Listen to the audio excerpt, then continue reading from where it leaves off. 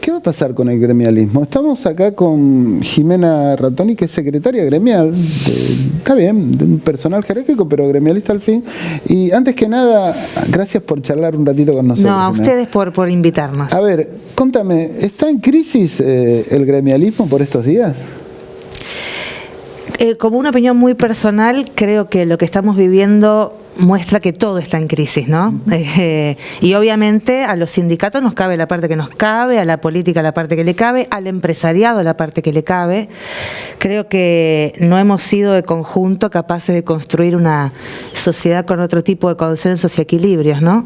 Pero sí, nosotros sostenemos que desde el sindicalismo, si bien resistimos un montón de embates y muchos hacemos mucho por intentar que las cosas caminen de otra manera, evidentemente, si hoy tenemos la mitad de los trabajadores y trabajadoras de este país en condiciones de precariedad, también es por la voracidad empresaria, pero también es porque no hemos sabido, no hemos podido o no hemos querido, depende del caso, del lado del sindicalismo, el poder abrazar, contener y buscar otra salida para ese conjunto de trabajadores, ¿no? Está muy reciente el gobierno anterior, digamos, ¿no? Y quizás ahí hay gran parte del trabajo del gobierno actual en función de manifestarse hacia los sindicatos y los sindicalistas en particular, ¿no? Esa quietud que manifiesta el gobierno que han tenido bueno, con el gobierno de Alberto Fernández, pareciera que hoy no lo es tanto con el gobierno actual, en este escenario de pareciera también, insisto, cambio de época. ¿Vos ves eso también, digamos, una distinta actitud en distintos tiempos? Lo que pasa es que más allá de las valoraciones que pueda tener cada uno sobre si algunos pueden ser más o menos inquietos, depende del gobierno, hay también una realidad concreta. El gobierno anterior hizo muchas macanas, pero no planteó nunca un ataque tan brutal al pueblo trabajador, a los derechos de los trabajadores. O sea, si lo hubiera hecho, seguramente hubiera sido otra la actitud. Me parece que también hay que sopesar eso, ¿no? Porque no es que este gobierno no está atacando un montón de cuestiones que van a perjudicar a los trabajadores. Si no lo estuviera atacando, seguramente no habría este estado, digamos, de conflicto, ¿no? Creo que también esa es la mirada que hay que poner, porque si no parece que solamente peleás cuando alguien no te gusta, pero no es que alguien no te guste, no te está gustando a dónde están llevando las políticas. Y a nosotros nos preocupa sobremanera, porque vos fíjate, hay una caída estrepitosa de la actividad económica, esos son mayores, menor cantidad de puestos de trabajo, mayores despidos, mayor dificultad incluso para aquellos que hoy trabajan por su cuenta como monotributista y demás, se achica muchísimo el movimiento de la economía, y a la par de eso te sigue aumentando los alimentos, te aumenta la prepaga, te aumenta la luz, te aumenta... Es un combo para nosotros muy complejo, que creemos que no va a llegar a buen camino, y para coronarlo pretenden dar por finalizado y por aprobado en el Senado, ojalá muchas cosas no pasen como están, lo que llaman ley bases, que para nosotros y por la experiencia que desgraciadamente tenemos en este país, cuanto más cae la actividad económica, cuanto más desesperación hay por conseguir trabajo, si además vos legalizás tenerte en negro y precarizado, ¿por qué te van a blanquear? No, bueno, es regresiva, sin lugar a duda, gran parte de la ley base esta que se está discutiendo, ¿no? Eso... digamos, insisto, por eso también llama mucho la atención este acompañamiento en función de algunos sectores opositores. Hay un dato que yo no quería soslayar y tiene que ver con esta situación que termina generándose dentro de las charlas previas al tratamiento de la ley base con algunos sectores del sindicalismo, digamos, ¿no? Yo no te quiero involucrar a vos, pero quizás esas situaciones pareciera que lo hacen más increíble a sectores sindicales en vez de... Porque, insisto, esa ley base terminó resguardando ciertos privilegios a algunos sectores sindicales, ¿no es cierto? ¿Vos lo ves también así? Hay una mirada hacia el adentro, una crítica hacia el adentro, digamos, para remodificar y también, insisto, para que la sociedad tenga un punto de partida y de creencia hacia esos sectores que en definitiva son los que tendrían que protegerlos, ¿no? Obviamente, como vos sabrás, y es notorio, no todos los sindicatos y centrales tenemos las mismas opiniones sobre todos los temas, hay estilos diferentes, hay historias diferentes y hay más o menos credibilidad en unos y en otros. Pero yo vuelvo a la realidad, a lo concreto, ¿no? Ciertamente, no solo con los sindicatos, con los gobernadores, con un montón de sectores, el gobierno estuvo intentando ver si podando acá, podando allá, podía conseguir acuerdos, ¿no? De hecho, la primera ley tenía 600 no sé cuántos artículos y esta tiene menos. Ahora, por otro lado, yo te hago esta pregunta, ¿no? Están instalando que el sindicalismo habría acordado tácitamente dejar pasar esto porque les resguardan la caja, así la llaman, ¿no? Como si la caja no fuera lo que va a las obras sociales que atienden compañeros, bueno, un montón de cosas. Pero, por otro lado, dejan en el corazón de lo que quieren votar la destrucción absoluta del trabajo registrado, con lo cual la caja, en poco tiempo, la verdad, no te servirá de nada. Entonces, ¿cuál sería el sentido, la conveniencia de los que dicen que los sindicatos quieren de ese? Ninguno. Pero por otro lado, cuando el gobierno citó a la CGT, en este caso, yo no hablo por la CGT, no lo quiero aclarar, pero digo por lo que veo, evidentemente deben haber comentado el tema, y la CGT no salió de ahí diciendo, bueno, hay que darle herramientas. La CGT salió de ahí diciendo, movilizamos el 1 y paramos el 9. Y la CAT diciendo el lunes 6, hacemos asamblea en los sectores, y muchos otros sindicatos de otras actividades haremos lo mismo, porque independientemente de lo que se diga y se quiere instalar, creo que hay una preocupación genuina, profunda, de todos los sindicatos, cada uno viene de donde viene, pero de todos, porque esto pone en riesgo mucho más que la caja, pone en riesgo la propia supervivencia del trabajo registrado. Tal cual, tal cual. A ver, no quiero dejar que te vayas sin antes nos cuentes vos desde adentro, porque ustedes también han hecho informe en función de este aumento de gas en abril y posterior en mayo, digamos que pareciera que por el momento tiene como un freno, ¿no es cierto? Lo de mayo. El de mayo, ¿no es cierto? Tiene como un freno. Entiendo yo que tiene que ser fruto también de todo este contexto, ¿no?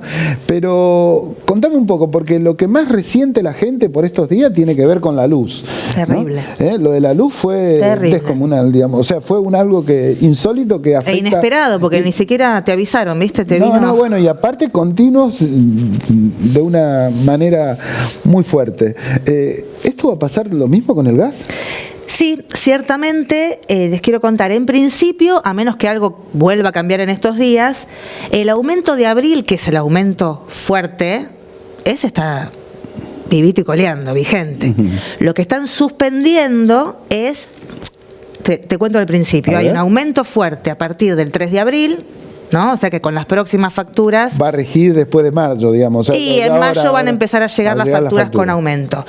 Y la resolución del ente, además decía que a partir de mayo en adelante, en principio hasta fin de año, iba a haber un aumento mensual... con base a abril en función de una fórmula polinómica que tiene en cuenta el precio del dólar, el precio mayorista de la inflación y no me acuerdo qué otro parámetro. Lo que acaban de suspender es que vuelva a aumentar en mayo, pero lo de abril lo tenemos. Por ahora no hubo ninguna cuestión que retroceda a lo de abril. Y lo de abril, cuando empieza a llegar, que ustedes saben que hay diferentes turnos de facturación, no le llega a todo el mundo al mismo tiempo la aplicación de todo el aumento, pero con sinceridad te digo, es un aumento brutal. ¿Más que el de la luz? Promedio te va a dar el 400%. ¿Por qué? Porque básicamente, y en capital, incluso si no tenés subsidio, agarrate. Estamos hablando sin el subsidio, digamos. Sin el subsidio, por ejemplo. Perdón, estamos hablando con el subsidio. De con el 400. Subsidio también, sí. Pero, ¿por qué? Porque lo que se ha modificado en esta actualización transitoria de tarifas es que pusieron mucho énfasis en el aumento del cargo fijo. Claro. Es decir, aquello que vos pagás aunque no prendas nunca el gas. Eso aumentó, mira, en el caso de Naturgy, que es la distribuidora Sí, que ocupa Gran Buenos Aires Norte y Oeste, aumentó más o menos el 800% el cargo fijo. El cargo fijo. Y ¿Cuánto era el cargo fijo promedio? Te doy un ejemplo muy sencillo. Me lo acuerdo porque es lo que nosotros como trabajadores recibimos por consumo gas. Una familia tipo, uno calcula que obviamente se bañe todos los días con agua caliente, cocine, viva dignamente en invierno prendiendo una estufa y cocine, tiene un gasto de promedio 1.500 metros cúbicos al año. Ese es el usuario R32, se llama. Sí, porque eso... Bien, en el caso de ese usuario sin subsidio, vos tenías un cargo fijo de 833 pesos que a partir de abril va a pasar a 9.300, solo el cargo fijo. Pero es más del 400%. No, el 400 es el integral. Sí, por eso. Pero en ese ítem se fue más. Luego tenés un aumento en el cargo variable, que es el metro cúbico, y obviamente todo lo demás refracta en las tasas, impuestos. Por lo tanto, te cuento, nosotros, si prorrateás un usuario R32, 1.500 metros cúbicos al año, lo prorrateás en los 12 meses, vos pasaste de pagar en marzo 9.300 pesos y vas a pagar 38.000. Claro. Ese es más o menos en este ejemplo, ¿no? Claro, después habrá que trasladar. Claro, después eso va sin subsidio. Con subsidio será un poco más, un poco menos. Y en Capital Federal, no les quiero contar, hay cargos fijos que sin subsidio llegan a 30.000 pesos. Cargo fijo de 30.000 pesos. Cargo fijo de 30.000. Si ustedes entran a la página del Enargas, están las resoluciones empresa por empresa y usuario por usuario, con subsidio, sin subsidio, y ahí van a tener el cargo fijo y a cuánto va el monto del gas. Es realmente un tarifazo muy, muy importante que además de impactar en las familias, yo creo que va a ser demoledor en los comercios e industrias. Tal cual, en esos lugares en donde se usa. Ya decía otro político de relevancia, un expresidente, que bueno, que hay que usar unos cuantos buzos. Unos cuantos buzos. No Pero sé. ¿sabés qué es lo que a nosotros nos... A ver. Además de preocuparnos indigna, porque tratamos sistemáticamente toda la vida, gobierne que gobierne, de dar estos debates y no lo logramos. Primero, nadie nunca, en ninguna audiencia pública, ha querido de verdad exponer cuál es el costo del gas. Y nadie nunca ha querido revisar de verdad cuál es el costo de las empresas. ¿Y por qué no lo hacen? Voluntad política, te la debo. Porque mira, en el ámbito de Capital y Gran Buenos Aires, las dos empresas, para hablar de algo que es cercano a nosotros y a la audiencia de este canal, tenemos, por ejemplo, una enormísima cantidad de trabajadores tercerizados. Mucha gente piensa que cuando vos tenés al trabajador tercerizado, la gran empresa paga menos, claro, que lo hacen por eso.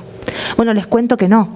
Siempre. Porque el trabajador cobra menos y labura muy mal, y además es para otro día seguramente, sí, la cantidad de problemas de seguridad que tenemos por cómo trabajan esos compañeros, pero como la intermediación se paga y en la intermediación está las manos mágicas, en realidad cada vez que hacemos el estudio te saldría lo mismo o menos tenerlo adentro y como corresponde que con toda la tercerización, porque la tercerización, el gas no contabilizado, que es no reparar correctamente las pérdidas en grandes industrias y demás, todo eso que se pierde no les importa porque lo termina pagando el usuario con la revisión de tarifa.